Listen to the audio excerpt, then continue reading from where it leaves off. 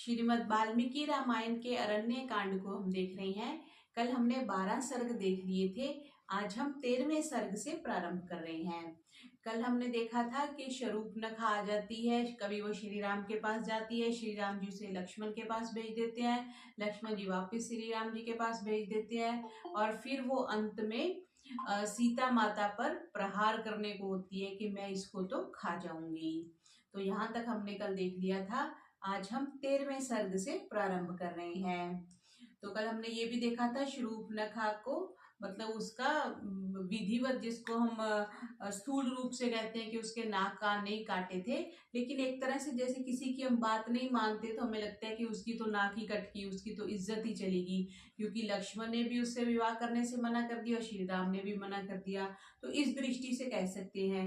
और दूसरी point of view से हमने ये देखा था कि याज्ञवल्क्य स्मृति में ये आता है कि जो स्त्री पुरुष एक दूसरे की इच्छा के बिना, मतलब स्ववर्ण में जस्ट एक अपना टाइम पास, जिसको आजकल हम कह देते करते हैं, तो उनको ये कठोरतम दंड भी दिया जाना चाहिए, जिसमें यह है कि उनके नाक और कान काट लेने चाहिए। तो इन दोनों दृष्टियों से जो लक्ष्मण जी ने किया वो ठीक ही किया। तो यहाँ तक हमने कल देखा था। आज हम 13वें सर्ग से प्रारंभ कर रहे हैं। खर का आक्रोश और श्री राम पर आक्रमण का आदेश। ताम तथा पतिताम दृष्ट्वा विरूपाम शोणितोक्षिताम भगिनीम क्रोध संतप्त खरः पप्रच्छ राक्षस। कुरूप और रक्त से सनी हुई अपनी बहन को पृथ्वी पर पड़े हुए देखकर क्रोध से संतप्त हो खर ने अपनी बहन से पूछा, उत्तिष्ठ तावत् व्याख्याहि परमोहम जहि संभ्रमं व्यक्तम अख्याहि केन तवमेवं रूपा विरूपिता। जैसे कोई ऐसे चोट खा के कोई बहन आए तो उसका भाई उसको पूछेगा ना, तो उस दृष्टि से खर उससे पूछ रही है कि बहन उठो, अपनी घबराहट और भय को छोड़कर स्पष्ट बताओ कि तुम्हें किसने कुरूप किया है। का कृष्ण सर्पमासीन माशी विष मनागसम समापन मंगल ग्रेन लीलया। कुंडली मारकर बैठे हुए निरपराध भयंकर काले विषधर सांप के खिलवाड़ के रूप में अंगुलियों से किसने छेड़छाड़ की है। यानी शूर्पणखा को छेड़ने का मतलब कि एक काले भयंकर नाग को किसी ने छेड़ लिया, ऐसा उसका भाई बोल रहा है। काल पाशमासजे कंठे मोहान बुध्यते यस्वा मध्य समासाध्य पीतवान विषमुत्तम। तुम्हें छेड़कर अज्ञानवश यम फांस को किसने अपने गले में बांधा है। तुम्हारे साथ वह कुत्सित व्यवहार कर किसने हलाहल विष का पान किया है।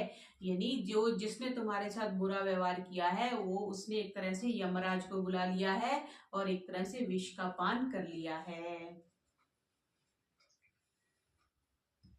भ्रातुर्वचः श्रुत्वा क्रुद्धस्य च विशेषतः तथा शूर्पणखा वाक्यं सपाशमिदं ब्रवीत। क्रोध में भरे हुए अपने भाई खर के इन वचनों को सुनकर शूर्पणखा आंसू बहाते हुए बोली,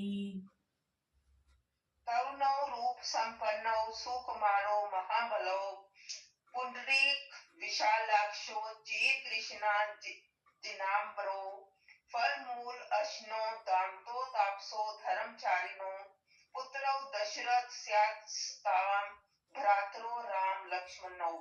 तरुण रूप संपन्न सुकुमार महाबली कमल के समान विशाल नेत्रों वाले चीर तथा काला मृग चर्म धारण करने वाले फल मूल भक्षी जितेंद्रिय तपस्वी एवं धर्मचारी राम और लक्ष्मण नाम के दो भाई हैं जो महाराज दशरथ के पुत्र हैं।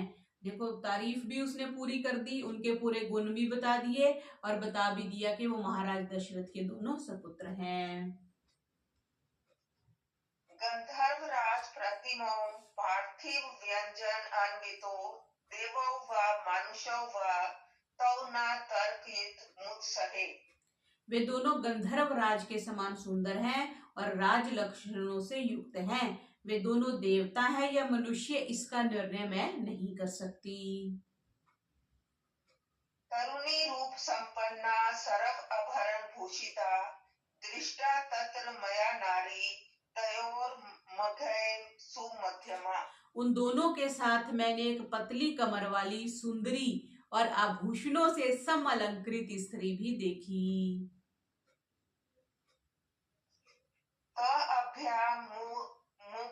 भव्यम संभुए परमदा अधिकृत्य ताम इमाम अवस्थाम नीता अहम यथा अनाथा अस्ति तथा। उस स्त्री के कारण अथवा उस स्त्री के कहने पर उन दोनों ने मिलकर मेरी ऐसी दुर्दशा की है जैसी किसी अनाथा या उल्टा स्त्री की जाती है। तो उसने यहाँ पे, क्योंकि उसको समस्या तो सीता माता से हो गई ना, कि उसके कारण श्री राम ने मना कर दिया और लक्ष्मण भी उसको स्वीकार नहीं किया, तो वो उसको हटाना चाहती थी, तो इसलिए उसने सीता माता के बारे में बुरा बोला। तस्य अष्टानर्जर्विता या सत्योग हत्योर्हम सफेनम पातुमिच्छामि रुधिरम रणमूर्धनि। हे भाई, संग्राम में उस कुटिल आचरण वाली स्त्री और दोनों भाइयों के मारे जाने पर मैं उनके रक्त का पान करना चाहती हूँ। यही मेरी सबसे बढ़कर अभिलाषा है। इति तस्याम ब्रुवनायाम चतुर्दश महाबलान व्याधिदेश कथा क्रुधो राक्षस अनंतोपमा। शूर्पणखा के ऐसे कहने पर क्रोध में भरे हुए खर ने यमराज के समान बलवान और भयंकर 14 राक्षसों को आज्ञा दी। इतने 14 राक्षस उसने बुलाए। मानुषो शस्त्र संपन्नो चीर कृष्णाजिनांबरो परविष्टो दंड कारण्यम घोरम परमद्य सह तो हत्वा ताम च दुर्वृताम पावतिर तुमहत इयं च रुधिरम तेषाम भग्नि मम पास्यति। अस्त्र शस्त्रों से युक्त चीर तथा काले मृग का चरम धारण करने हुए 2 मनुष्य एक स्त्री के साथ इस घोर दंडक वन में आए हुए हैं। उन दोनों मनुष्यों को उस दुष्ट स्त्री सहित मारकर तुम शीघ्र लौट आओ, क्योंकि मेरी बहन उन सब का रक्तपान करना चाहती है। राक्षस लोग तो रक्तपान करते ही है ना, तो शूर्पणखा ने कंडीशन रख दी कि मैं उनका रक्तपान करना चाहती हूँ, इसलिए उन्होंने आदेश दे दिया। इति प्रति समादिष्टा राक्षसस्ते चतुर्दश तत्र जगमुस्तया साधम घना वातेरिता यथा। खर के ऐसा आदेश देने पर वे 14 राक्षस आकाश मंडल में वायु द्वारा उड़ाए गए मेघों की भांति शूर्पणखा के साथ उस स्थान पर गए जहां श्री राम थे।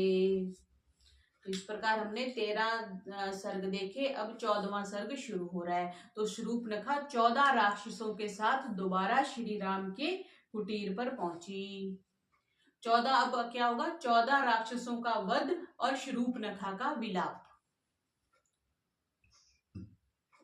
दृष्ट्वा राघव श्रीमान चापम हेम विभूषितम चकार सज्जम धर्मात्मा तानि रक्षांसि च ब्रवीत। उन राक्षसों को वहां आया देख श्री राम ने अपने सुवर्ण विभूषित धनुष पर प्रत्यंचा डोरी चढ़ाकर उन राक्षसों से कहा,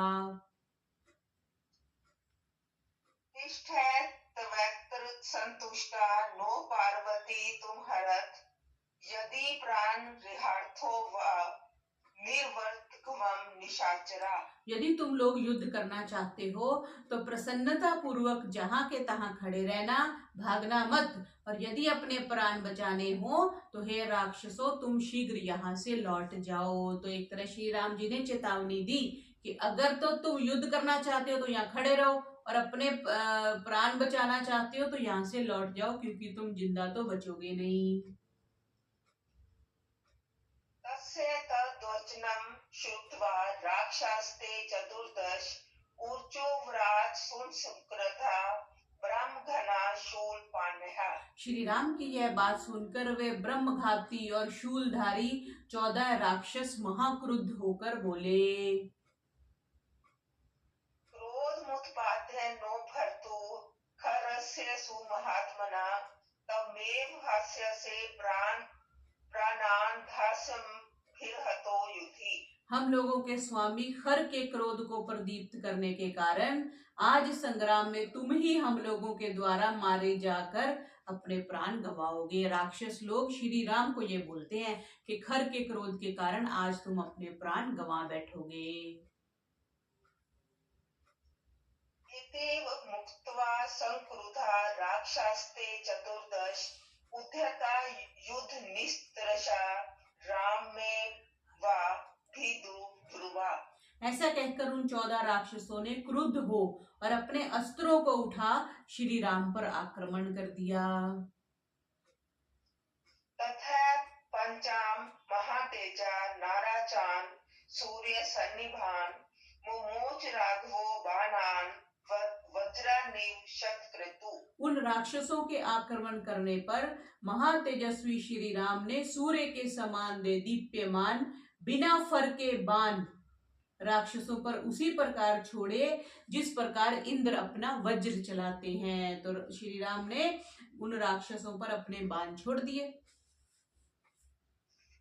ते भित्वा रक्षसाम वेगा दक्षांसी रुधिर अलुप्ता विनिष्पेतुस्तदा भूमौ नयम जयता शनिस्वना। वे बाण अपने वेग से राक्षसों के हृदय को विदीर्ण कर रुधिर में सने भूमि पर इस प्रकार जा पड़े जैसे भीषण शब्द करते हुए बिजली गिरती है। क्योंकि राक्षस मरेंगे तो चीत्कार तो करेंगे ना, हाय हाय उन्होंने जो भी किया, तो भीषण शब्द हुए और वो राक्षस 14 के 14 राक्षस श्री राम के बाण से गिर के पृथ्वी पर गिर पड़े। हृदय भूमौ छिन्मूला इव द्रुमा निपेतु शोणित अद्रगा विकृता विगता स्वः। बाणों के आघात से भग्न हृदय से वे सभी राक्षस जड़ से कटे हुए वृक्ष की भांति भूमि पर गिर पड़े और वे राक्षस खून से लथपथ थे और उनकी आकृति बिगड़ गई और वे निर्जीव हो गए, यानी उन्होंने अपने प्राण छोड़ दिए। तान दृष्ट्वा पतितान भूमौ राक्षसी क्रोध मूर्छिता सा नदन्ती महानादम ज्वार श्रूपनखा पुनः उपागम्य खरम सातु किंचित शुष्क शोणिता पपात पुनरे वार्ता सनरिया सेव वलरी। उन राक्षसों को भूमि पर लौटते हुए देख वह राक्षसी जो शूर्पणखा थी वह क्रोध से मूर्छित हो गई। महानाद करती हुए शूर्पणखा जिसके शरीर पर रक्त सूख गया है बड़े वेग से खर के पास पहुंची और सूखी हुई लता के समान वहां जाकर गिर पड़ी। वापिस खर को सूचना देने पहुंची कि वो 14 के 14 तो मारे गए। स पुनः पतितां दृष्ट्वा क्रोध शूर्पणखां खरः उवाच व्यक्त्या वाचा तामान अर्थां गताम्। राक्षस वंश के लिए अनर्थकारी उस शूर्पणखा को पुनः आई हुई और भूमि पर पड़ी हुई देख खर क्रोध और भय से चिल्लाकर फिर बोला, मया त्विन्तानि शूरास्ते राक्षसा रुधिर रशना त्वप्रियार्थ विनिर्दिष्टा किमर्थं रुध्यते पुनः। मैंने तो तुझे प्रसन्न करने के लिए राम और लक्ष्मण का रक्तपान करने के लिए 14 राक्षस भेजे थे, अब तू पुनः किस लिए रो रही है? अनाथ वद्विल पसीनाथे तू मयि संस्थिते उत्तिष्ठोत्तिष्ठ मां भैषीर वैक्लव्यम त्यजत महि। अरे अब मैं तेरा रक्षक उपस्थित हूँ, तब तू अनाथनी की भांति क्यों रो रही है? उठ, डर मत और अपनी व्याकुलता को छोड़ दे। इति व्यमुक्ता दुघर्षा खरेन परिशांतविता विमृज्य नयने शास्त्रे खरम भ्रातरम ब्रवीत। खर के इस प्रकार कहने और सांत्वना देने पर वह दुर्दशा राक्षसी अपनी आंखों के आंसुओं को पोंछती हुई अपने खर भाई से कहने लगी। प्रेषितास्तवया वीरा राक्षास्ते चतुर्दश समरे निहता सर्वे साइक कर्मम भेदिभि। हे वीर, तुमने जिन 14 राक्षसों को भेजा था, श्री राम ने उन सबको मर्म भेदी बाणों से मार दिया। तान दृष्ट्वा पतितान भूमौ क्षणेनैव महाबलान शरणं त्वां पुनः प्राप्ता सर्वतो भयदर्शिनी। और उन महाबली राक्षसों को कुछ ही क्षणों में भूमि पर गिरा हुआ देखकर मैं सबसे भयभीत होकर पुनः तुम्हारी शरण में आई हूँ। विषादन क्राध्युस्ते परित्रासो निर्मालिनी किम मां न त्रायसे मग्नाम विपुले शोक सागरे। विषाद रूपी मगरमच्छों से परिपूर्ण और भय रूपी तरंगों से तरंगित महासागर में मैं डूब रही हूँ, फिर तू मुझे बचाता क्यों नहीं है? क्योंकि विषाद होता है ना, जिसको जैसे होते हैं, जिसको आजकल क्या कहते हैं, टेंशन कह देते हैं, स्ट्रेस कह देते हैं, वो विषाद, डिप्रेशन, वो विषाद रूपी मगरमच्छ है, मतलब इतने मेरे को परेशान कर रहा है, और भय रूपी तरंगे हैं, ऐसे समुद्र में मैं डूब रही हूँ और तू मुझे बचाता क्यों नहीं है? ऐसा वो अपने भाई को बोलती है। शूरमानी न शूरस्त्वं मिथ्या आरोपित विक्रमः मानुषौ यो न शक्नोषि हन्तुं तौ राम लक्ष्मणौ। तुम अपने आप को व्यर्थ ही शूरवीर समझते हो।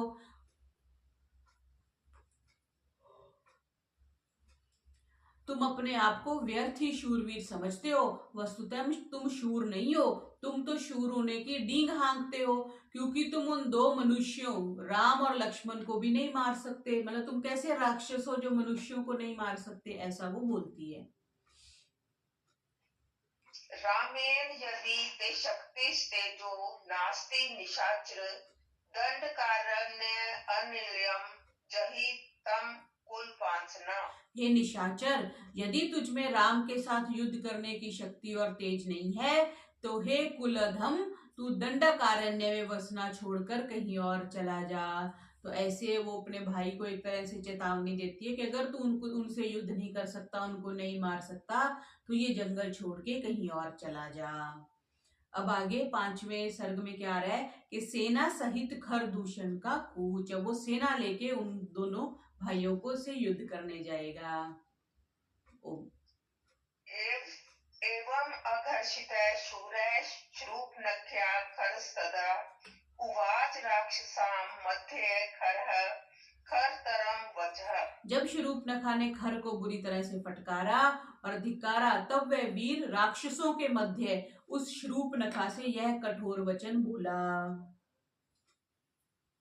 न रामं गन्ने वीर्यान् मानुषं क्षीण जीवितम् आत्म दुश्चरित प्राणान् हतो यो अद्य विमक्ष्योति।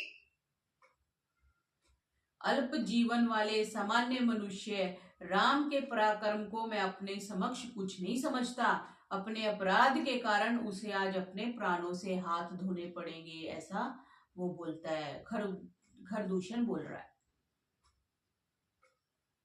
बाष्प संहिता में संभ्रमच विमुच्यताम् अहम रामं सह भ्रात्रा न यामि यम साधनम। तू रोना धोना बंद कर और व्याकुलता को छोड़ दे, मैं राम और लक्ष्मण को आज ही यमराज के सदन का अतिथि बनाऊंगा, यानी उनको यमराज के पास भेज दूंगा। पश्चाद् स्यात् मंद प्राणस्य संयुगे रामस्य रुधिरं रक्तमुष्णं पास्यासि राक्षसी। हे राक्षसी, आज युद्ध में मेरे कुठार से मारे गए अधमरे राम के गर्मा गर्म रक्त का तुम पान कर सकोगी। सा परहिष्टा वचः श्रुत्वा खरस्य वदन अच्युतम् प्रशंसस् मुख्यात् भ्रातरम रक्षसाम वरम। खर के मुख से निकले इन वचनों को सुनकर शूर्पणखा बहुत प्रसन्न हुई और मूर्खतावश राक्षस श्रेष्ठ अपने भाई खर की प्रशंसा करने लगी। तया परुषित पूर्वम पुनरेव प्रशंसित अब्रवीद दूषणम नाम खरः सेनापतिम तथा।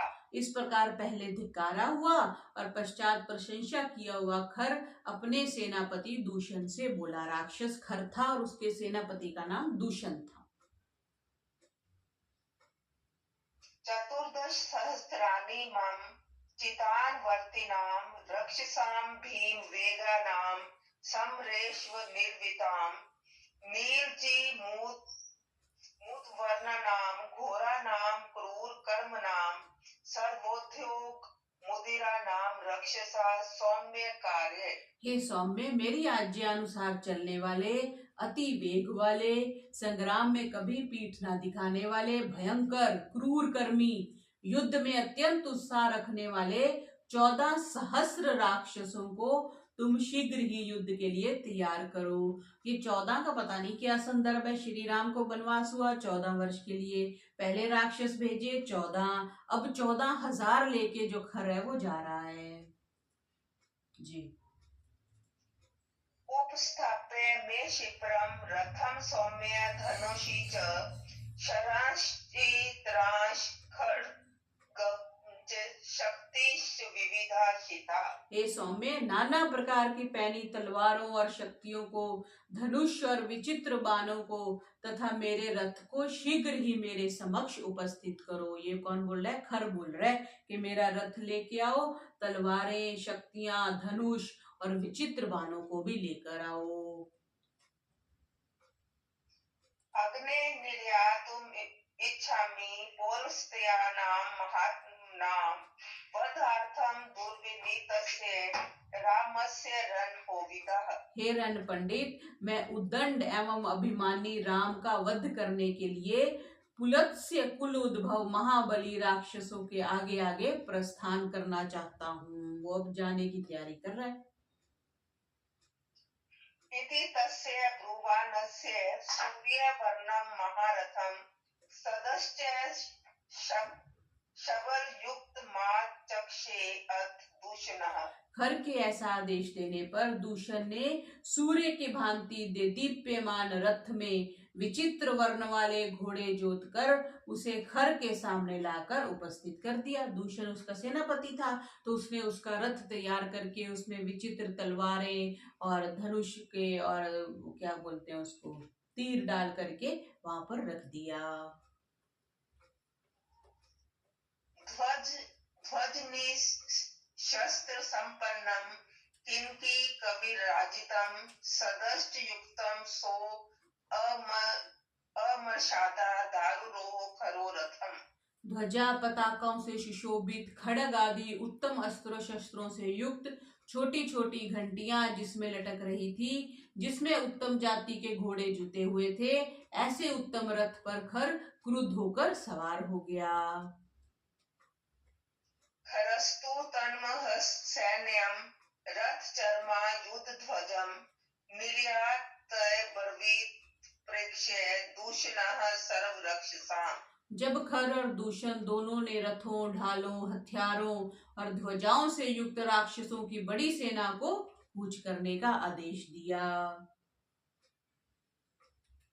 ततस्त द्राक्षम सैन्यम घोर वर्मा युद्ध ध्वजम निर्जगाम जनस्थानान महानादम महाजवम। आज्ञा पाकर अस्त्र शस्त्रों से सुसज्जित उस राक्षसी सेना ने महानाद करते हुए बड़ी तेजी के साथ जन स्थान से प्रस्थान किया। सेना चलती है तो आवाज तो आती है ना, जैसे एक दो घोड़े चले तो ही आवाज आती है। अब सेना कितने 14,000 सैनिक जा रहे हैं, राक्षस जा रहे हैं, तो हाथी घोड़े भी होंगे तो पैरों की आवाज तो आएगी। तो महानाद करते हुए बड़ी तेजी के साथ उन्होंने प्रस्थान किया। तास्त्वभिदर्वतो दृष्ट्वा राक्षसान् भीम विक्रमान् खरस्यापि रथः किंचित् जगाम तदंतरम। उन महाप्रकर्मी राक्षसों को वेग से प्रस्थान करते हुए देख खर ने भी उनके साथ साथ प्रस्थान किया। सा भीम वेगा सम्राभिकामा महाबला राक्षस वीर सेना तौ राजपुत्रौ सहसा अभ्युपेता माला ग्रहणामी वत्स चंद्र सूर्यो।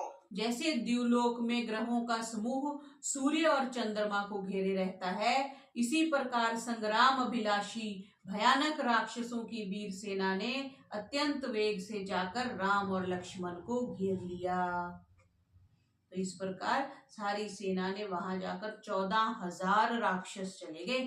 सोचो 14,000 कितने होते हैं, 1,000 ही कितने हो गए, फिर 2, 3, 4, कितनी ज्यादा बड़ी सेना राम और लक्ष्मण को जाकर के उन्होंने घेर लिया। अब 16वें सर्ग में आ रहा है श्री राम का राक्षसों के साथ युद्ध।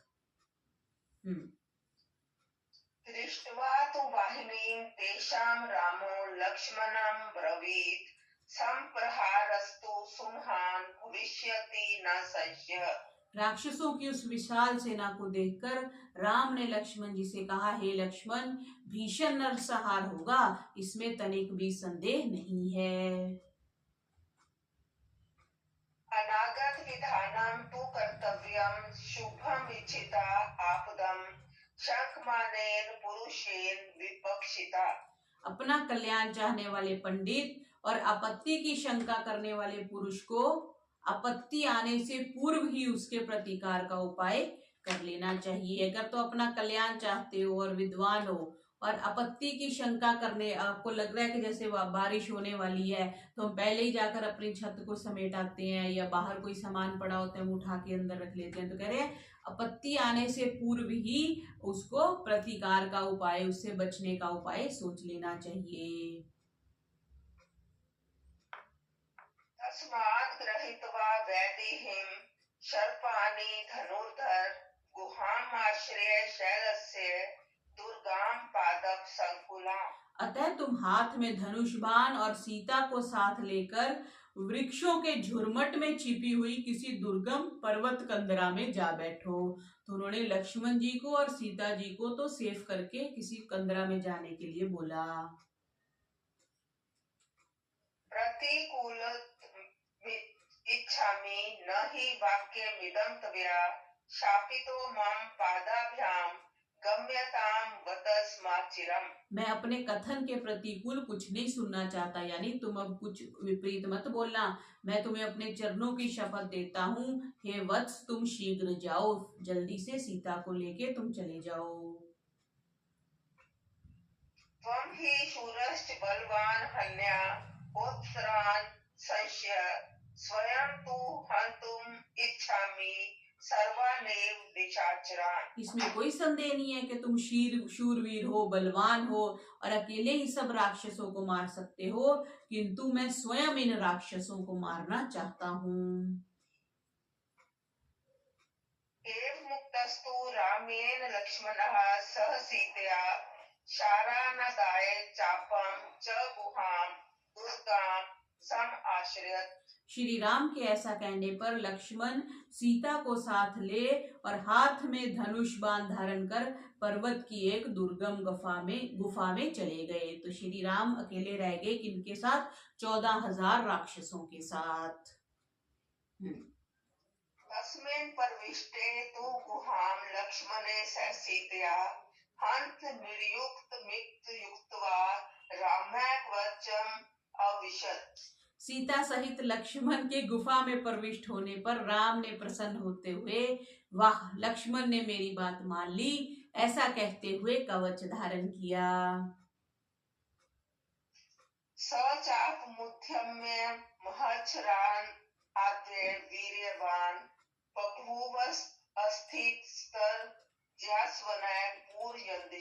तदंतर महापराक्रमी श्री राम धनुष धारण कर और बाणों को लेकर धनुष की टंकार से दशों दिशाओं में गुंजायमान करते हुए खड़े हो गए। इमेजिन करो एक सीन जिसमें श्री राम अकेले खड़े हैं हाथ में धनुष लेके और 14,000 राक्षस उनके आसपास खड़े हैं।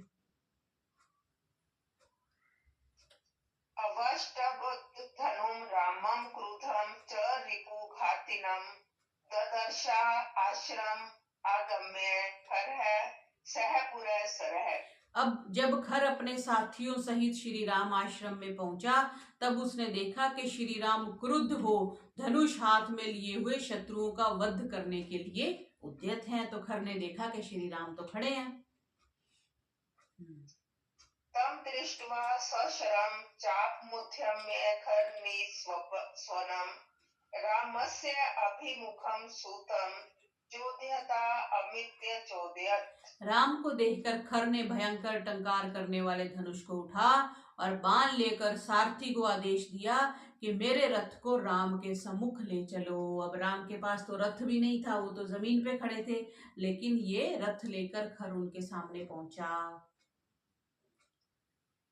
सखरस्य आज्ञा सूत शत्रुघ्नान् समचोदयत् यत्र रामो महाबाहुरे को धुन्वन स्थितो धनु।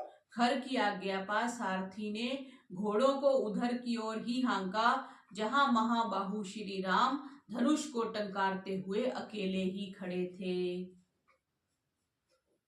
अथ शर सहस्त्रेण रामं प्रति मोजसं अदर्यित्वा महानादम ननाद समरे खड्ग। राम के सम्मुख पहुंचकर खर ने अनेक बाणों से श्री राम को पीड़ित कर बड़े जोर से गर्जना की। ततो रामा सुसक्रुधो मंडलीकृत कारमुखः ससर्ज निशितान् बाणांच शतशोहत सहस्त्रशः। तब श्री राम ने भी अत्यंत क्रुद्ध होकर अपने धनुष को मंडलाकार कर तीखे बाणों की झड़ी लगा दी। तेषरा शत्रु सैन्येषु मुक्ता रामेण वील्या आददु रक्षंसाम प्राणान पाशा काल कृता इव। बिना प्रयास के शत्रु सेना पर फेंके गए उन बाणों ने काल पाश की तरह राक्षसों के प्राण हर लिए। बिना प्रयास के मतलब ज्यादा नहीं, बस सहजता से श्री राम ने बाण छोड़ा और सारे राक्षस उसमें मर गए। गजाश्च सगजा रोहान सहजान साधिन असस्था पदातीन समरे हित्वा अयान यध्यम साधनम। श्री राम ने सवारों सहित हाथियों, घोड़ों तथा पैदल सैनिकों को मारकर यमलोक भेज दिया। अवशिष्टाश्च ये चत्र विष्णश्च निशाचरा खरमेव अभ्यधावन् शरणार्थम शरार्दिता। जो राक्षस मारे जाने से बच गए वे बाणों की मार से पीड़ित होकर रक्षा के लिए खर की ओर दौड़े। तान सर्वान पुनरादाय समाक्षास्य च दूषणा अभ्यधावत काकुस्थम क्रुधो रुद्रम अवांतका। खर की शरण में आए हुए उन सैनिकों को आश्वासन दे और उन अपने साथ ले। दूषण क्रुद्ध होकर राम की ओर ऐसे झपटा मानो यमराज ही दौड़ रहा हो। निवृत्तास्तु पुनः सर्वे दूषण आश्रय निर्भया रामेव अभ्यधावन्त साल ताल शिला युद्धा।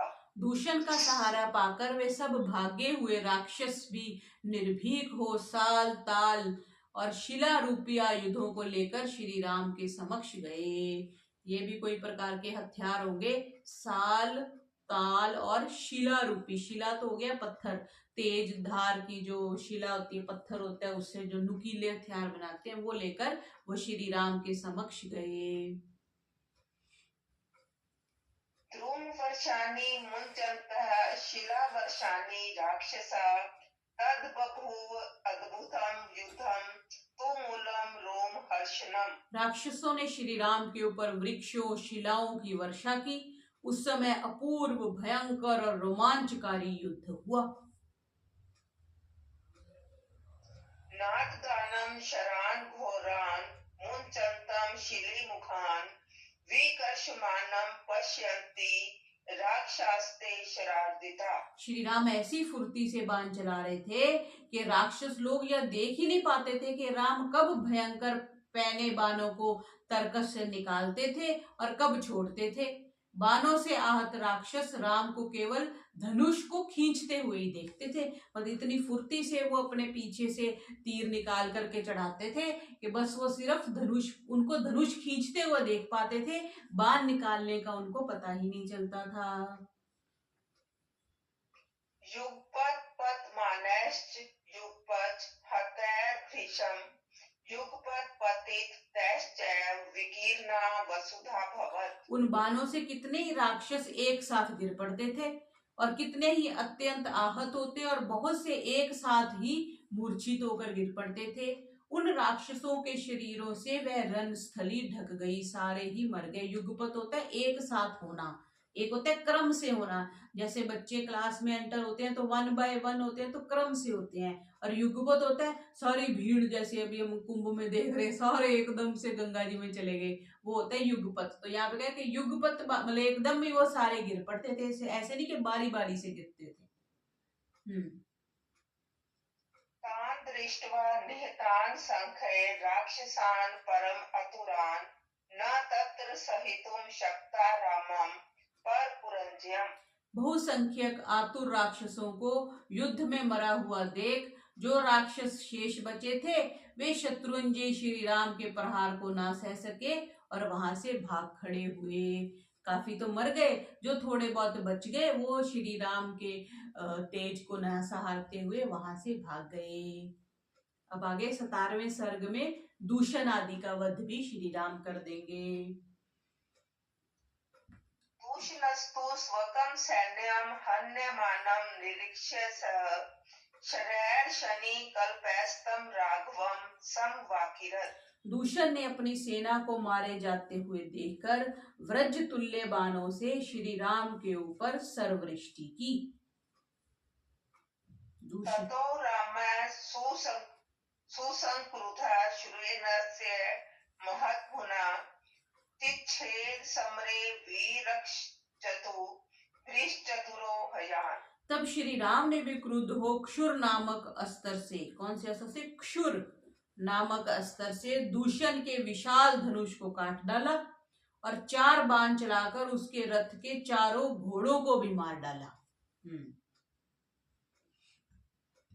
हत्वा चाश्चर्यस्ति क्षणे अर्धचंद्रेण सार्थे शिरोजहार तद क्षत्रिय फिर व्याध वक्षसी। घोड़ों को मारकर राम ने एक अर्धचंद्राकार बाण से दूषण के सारथी का सिर काट गिराया और 3 बाण दूषण की छाती में मारे। तो उसके दूषण के पहले तो घोड़ों को मार दिया, फिर उसके सारथी को गिरा दिया और फिर उसके दूषण की छाती में भी मार दिया, मतलब उसको भी गिरा दिया। सचेच्छन धन्वा तीर्थो परग्रह परिधम रणे दूषणो अभ्य द्रवदरामम क्रूर कर्मा निशाचरा। धनुष और रथ से हीन जो क्रूर कर्मा था राक्षस दूषण एक परिघ उठाकर युद्ध क्षेत्र में श्री राम के ऊपर झपटा। ये परिघ भी कोई हथियार होता होगा।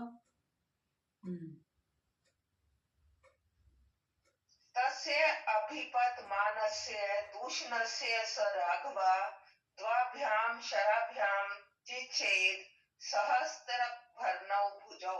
दूषण ने अपनी ओर आते हुए देख श्री राम ने 2 बाणों से भूषणों से भूषित उसकी दोनों भुजाओं को काट डाला। आभूषण डाले हुए थे तो श्री राम ने उसकी दोनों भुजाएं काट दी। अब किससे शस्त्र चलाएगा वो? सकराभ्याम विकिरण अभ्याम पापात भुवि दूषणः विषाण अभ्याम विशीर्ण अभ्याम मनस्वी महागजा। हाथों के कटने से जो दूषण था भूमि पर ऐसे गिर पड़ा जैसे दांतों के टूटने पर धीर गजराज गिर पड़ता है।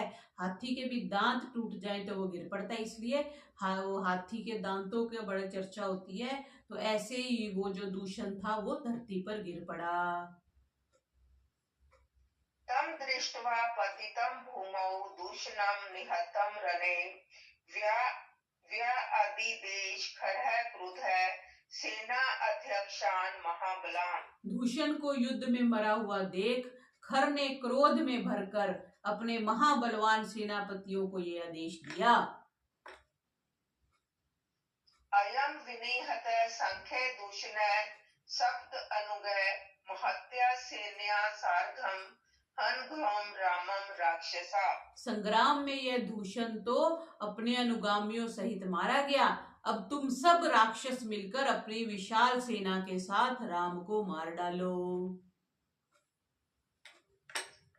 मुक्तवा खरे क्रुधो बल अध्यक्षा ससैनिका रामम अविभय वर्तनता विसृजनता श्रोतमान। क्रुद्ध खर के ऐसा कहने पर सेना अध्यक्षों ने अपनी अपनी अधीनस्थ सेनाओं को साथ ले और तीखे बाण छोड़ते हुए श्री राम पर आक्रमण किया। पावक संकर्ष हम वज्र विभूषित जघान शेषम तेजस्वी तस्य सैन्यस्य सहायक। तब तेजस्वी श्री राम ने स्वर्ण एवं रत्नों से विभूषित अग्नि के समान दे दीप्यमान बाणों से उस बची हुई सेना को मार डाला। चतुर्दश सहस्त्राणि रक्षसाम भीम कर्मणाम हतानयतेन रामेन मानुषेन पदातिना। श्री राम ने पैदल और अकेले ही 14 सहस्र भयंकर कर्म करने वाले राक्षसों को सहज ही मार दिया।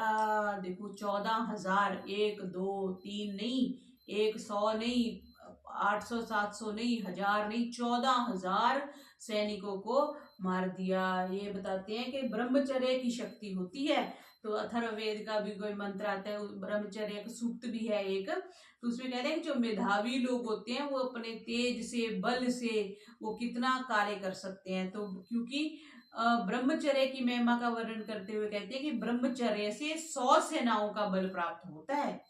और श्री राम इस ब्रह्मचर्य व्रत में बंधे हुए थे। विवाह के पश्चात वे 12 वर्ष तक अयोध्या में रहे, ठीक है, और 14 वर्ष तक वन में रहे और 13 वर्ष तक पत्नी साथ थी। 25 वर्ष में एक भी संतान उन्होंने उत्पन्न नहीं की।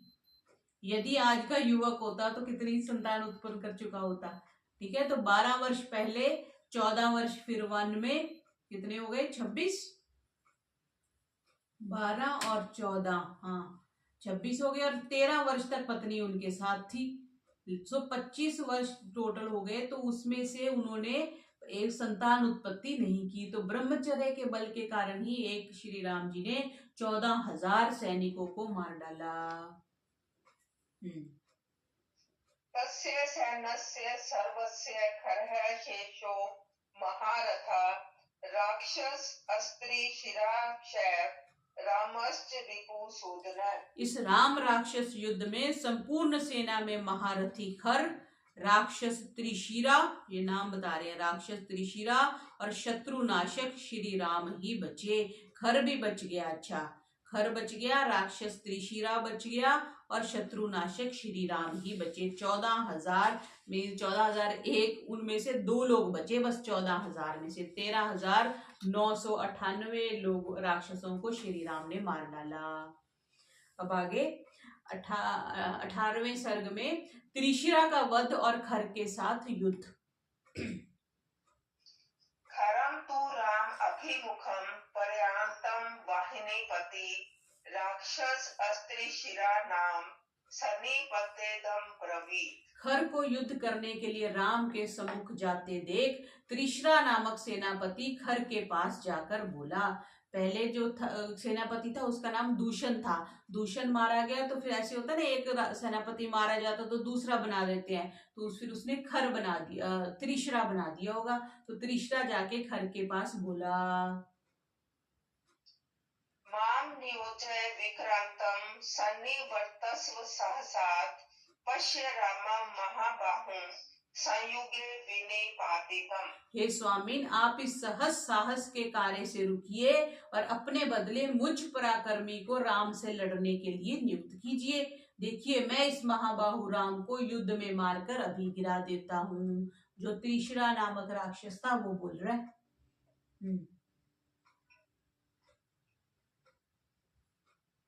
खरस्त्र शीर्षा तेन मृत्यु लोभत प्रसादिता गच्छ युद्ध येते अनुज्ञातो राघव अभिमुखो ययो। त्रिशिरा ने श्री राम की मृत्यु का लालच दिखा खर को संतुष्ट कर लिया और जाओ लड़ो ऐसी आज्ञा पाकर राम से युद्ध करने के लिए लड़ने के लिए चल पड़ा। आगच्छन्तं त्रिशीर्षं राक्षसं प्रेक्ष्य राघवा धनुषा प्रतिग्रह विधुन्वन सायकांक्षितान्। श्री राम ने त्रिशिरा को अपनी ओर आते देख धनुष को टंकार कर उस पर तीखे बाण छोड़ते हुए उसे रोका। ससंप्रहार स्तुमूलो राम शीर्षोर महान बभूवति बलिनो सिंह कुंजर योरी। श्री राम और त्रिशिरा का वह तुमुल युद्ध बड़ा भयंकर था। ऐसा प्रतीत होता था कि मानो अति बलशाली सिंह और गजराज लड़ रहे हों, जैसे दो शेर लड़ रहे हों और दो हाथी लड़ रहे हों, ऐसा युद्ध था। ततस्ते शीर्षा बाणैर्ललाटे ताडित स्त्रीभिः अमर्षि कुपितो रामः सरक्तमिदं ब्रवीत्। तब त्रिशिरा ने श्री राम के माथे पर 3 बाण मारे। तब बाण के प्रहार से कुपित उसे सहन न करने वाले श्री राम ने क्रुद्ध होकर त्रिशिरा से कहा, अहो विक्रम शूरस्य राक्षसे दृशं बलम पुष्पैरिव शरैरस्य ललाटे अस्मि परीक्षता। अहो क्या विक्रमी शूर राक्षस में इतना ही बल है कि उसके बाण मारे हुए बाण मेरे मस्तक में फूलों के समान स्पर्श कर रहे हैं। मतलब श्री राम पर कोई असर नहीं हुआ उसके बाणों का। एव मुक्त्वा तु सनप्था शराराशी विशोकमान त्रिशिरो वक्षसि क्रुधो निजधान चतुर्दश। यह कहकर जो शीले राम ने कुपित होकर विषधर सर्प के समान 14 बाण त्रिशिरा की छाती में मारे। फिर देखो 14 बाण आ गए। वो जैसे मोदी जी का सब वो क्या 56 इंच का सीना बोलते हैं, तो बार बार कुछ थोड़े दिनों बाद कुछ कैलकुलेट कर लेते हैं ना, तो वैसे ही बार बार यहाँ पर 14 का कुछ आ रहा है। देखो 14 बाण त्रिशिरा की छाती में मारे। चतुरभिस्तुर्गानस्य शरय सन्नत पर्वभि नय पातत्य तेजस्वी चतुर्स्तस्य वाजिना। फिर तेजस्वी राम ने सन्नत पर्व नामक 4 बाणों से त्रिशिरा के चारों घोड़ों को मार गिराया। सन्नत पर्व नामक 4 बाणों से जी।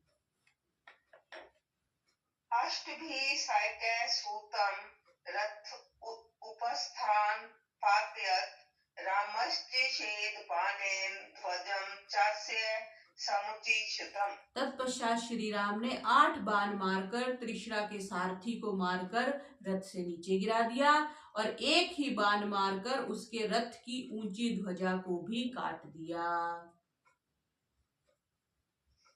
ततो हतस्थात् समाद उत्पन्न निशाचरम विभेद रामस्तम बाण हृदय सो अभव जग। घोड़ों और सारथी के मारे जाने पर जब त्रिशिरा रथ से कूदने लगा, तब श्री राम ने बाणों से उसके हृदय को विदीर्ण कर डाला और वह निश्चेष्ट हो गया। पहले सारथी को मारा, घोड़ों को मारा और उसके ध्वजा को हटा दिया, और फिर जब वो रथ से उतरने लगा तो श्री राम ने उसके हृदय को विदीर्ण कर डाला और वो निश्चेष्ट हो गया, मीन्स बेहोश हो गया। निहितं दूषणं दृष्ट्वा रणे त्रिशीर्षा सह खरस्यापयभवतासो दृष्ट्वा रामस्य विक्रमम्।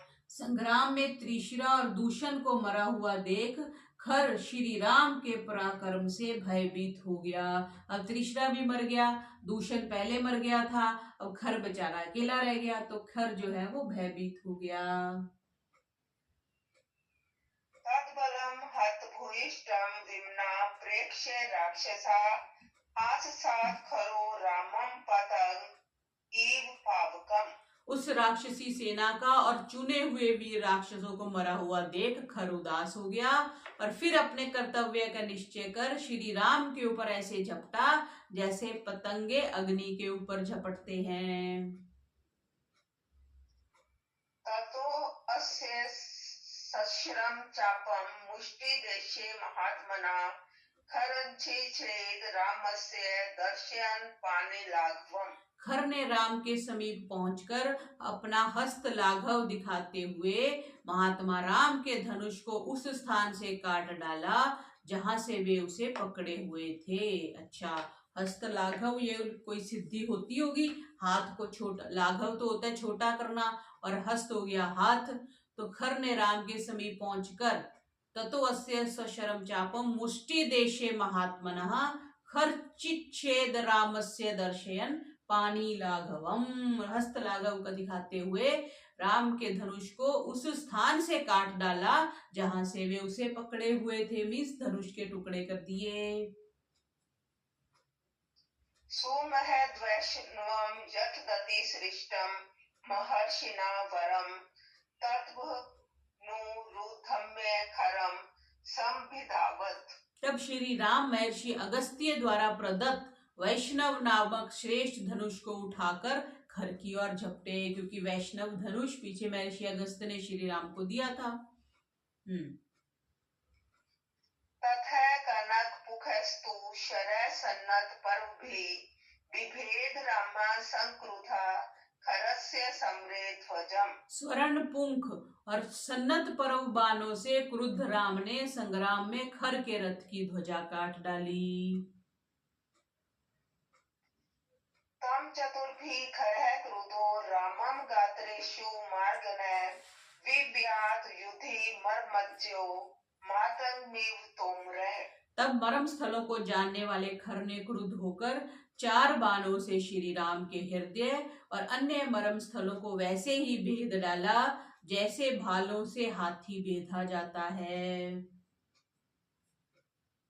स रामो बहुभिर्बाणे खर कामो निस्त्रे विद्धो रुधिर सिक्तांगो बभूव रुषितो भृशम। खर के दूषण से छूटे हुए बहुत से बाणों के लगने से श्री राम आहत हो गए, उनके अंग रक्त से सरोबार हो गए, अतः वे अत्यंत क्रुद्ध हुए। ततः पंचाम अतेजा नाराचान भास्कर उपमान जिंघासुम राक्षसम क्रुद्ध स्तर योधिष समाददे। तत्पश्चात क्रोध में आए हुए श्री राम ने सूर्य के समान दे दीप्यमान 13 बाण लेकर खर को मारने की इच्छा से उस पर छोड़े। ततो अस्य युग्मितेन चतुर्भिश्चतुरोहयान षष्ठेन तु शिरः संख्ये खरस्य रथसार्थे त्रिभिस्त्रिवेणुं बलवान द्वाभ्यामक्षं महाबलः द्वादशेन तु बाणेन खरस्य सशरं धनु चित्वा व्रज निकाशेन राघवा परहसनेव त्रयोदशे नेन्द्र समो विभेद समरे खरम।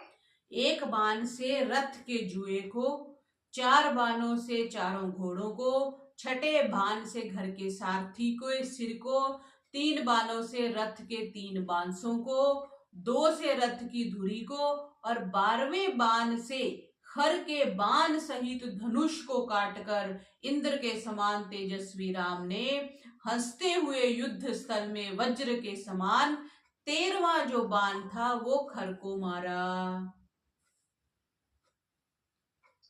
पर भगंदवा वीर्थो हताश्चो हत सारथी गदा पानीर वपुलते तस्थो भूमो खरस्तदा।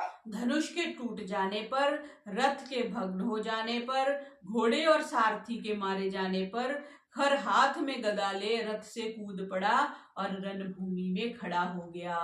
अभी तक देखो 14,000 सैनिक थे, तो पहले तो श्री राम ने सारे सैनिकों को मार डाला, फिर उसका जो सेनापति दूषण था उसको मार डाला, फिर जो त्रिशिरा उसका सेनापति दूसरा बना उसको मार डाला, तो अंत में खर आया, खर को भी भिन्न भिन्न उसका रथ, सारथी, घोड़े सब मार डाले। और लेकिन जो खर था उसने भी एक कुछ था ये हस्त लाघव दिखा करके श्री राम के धनुष को तोड़ दिया।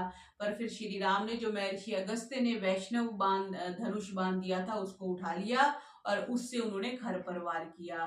तो इस प्रकार से महात्मा राम ने 14,000 सैनिकों को अकेले ही मार डाला। राक्षसों को मार डाला, सैनिकों को नहीं, मनुष्यों को नहीं, राक्षसों को मार डाला। तो इस प्रकार देखा कितना उनमें बल था। तो कल के पाठ आज का इतना ही रखते हैं, कल के पाठ में आगे ये युद्ध का देखेंगे। और उन्होंने, श्री राम ने लक्ष्मण और सीता जी को सेफ जगह पर भेज दिया था, क्योंकि उनको पता था कि अब यहाँ पे युद्ध होने वाला है। तो आज का पाठ इतना ही करते हैं। बोलिए मर्यादा पुरुषोत्तम श्री रामचंद्र।